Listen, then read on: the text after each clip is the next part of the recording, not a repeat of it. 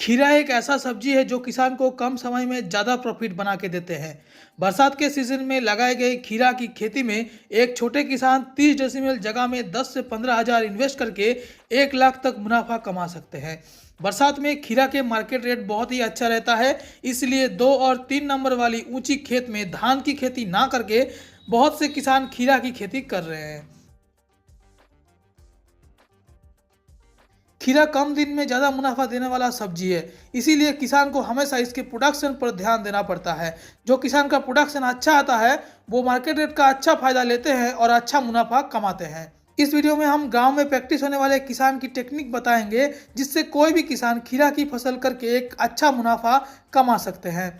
यहाँ पे ज़्यादातर किसान चिकनी मिट्टी में खुला जमीन में खीरा की खेती करते हैं और खीरा की खेती को ज़्यादा दिन चलाकर अच्छी उत्पादन के साथ साथ अच्छा मुनाफा कमाते हैं। खीरा की ज़्यादातर हाइब्रिड वैरायटी खेत में लगाने के 90 दिन के अंदर खत्म हो जाता है। बीज लगाने से 35 से 40 दिन के भीतर फल आना शुरू होता है और किसान लगभग 45 दिन तक भरपूर प्रोडक्शन लेते हैं। अगर बीज लगाने की बात करें तो ज़्यादातर किसान थोड़ा सा गड्ढा करके 2 मुट्ठी गोबर खाद दे के बीज को लगाते हैं। बीज लगाते वक्त 1 चुटकी फिरोडन दे के लगाते हैं, जिससे बीज चूहा और ग्रो होने के बाद लाल कद्दू गुबरेला यानी रेड पंपकिन बीटल से बचाया जा सके। बीज लगाने के 20 से 25 दिन बाद पहली बार खाद दिया जाता है। तब NPK 20-20-013 प्रति पौधा 100 ग्राम के हिसाब से दे के गुड़ाई किया जाता है, जिससे बहुत ही अच्छा बढ़वार और फूल देखने के लिए मिलता है। इस समय किसान मचान की तैयारी भी करते हैं और मचान में लत्तर उठते समय कटिंग करते हैं।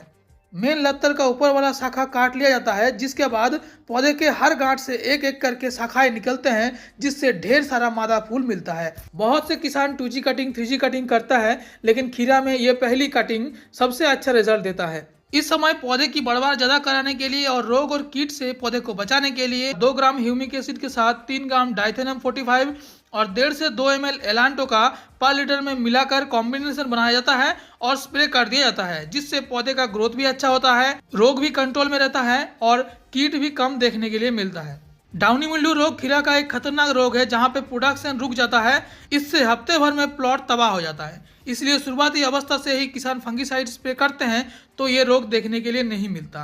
किसान ज़्यादातर टाटा का सरतक फंगिसाइड 1.5 से 2 ग्राम पर लीटर या फिर टाटा का पुलिडो 1.5 से 2 ग्राम पर लीटर स्प्रे करके इस रोग से छुटकारा पाते हैं। इसके बाद प्रोडक्शन जब शुरू होता है तो टॉनिक का स्प्रे करते हैं।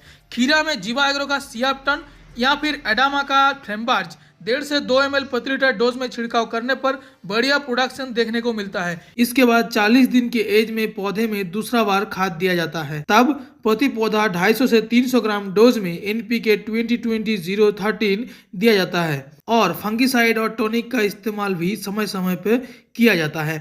इस तरीके से कम इन्वेस्टमेंट में गांव के गरीब किसान ज्यादा से ज्यादा मुनाफा लेते हैं। बिना किसी आधुनिक तकनीकी के इस्तेमाल से की गई खीरा की खेती में गांव के किसान बरसात के सीजन में अच्छा रेट मिलने पर 1 से 1.5 लाख प्रति बीघा इनकम कर लेते हैं। इससे अच्छा और क्या हो सकता है।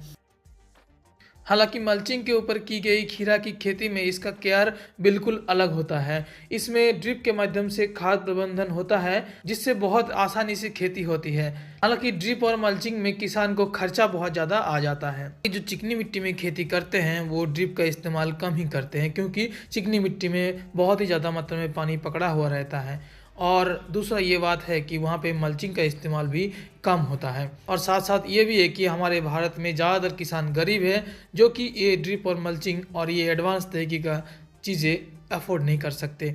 मिलते हैं एक नया वीडियो में किसी नए जानकारी के साथ, तब तक के लिए जय हिंद।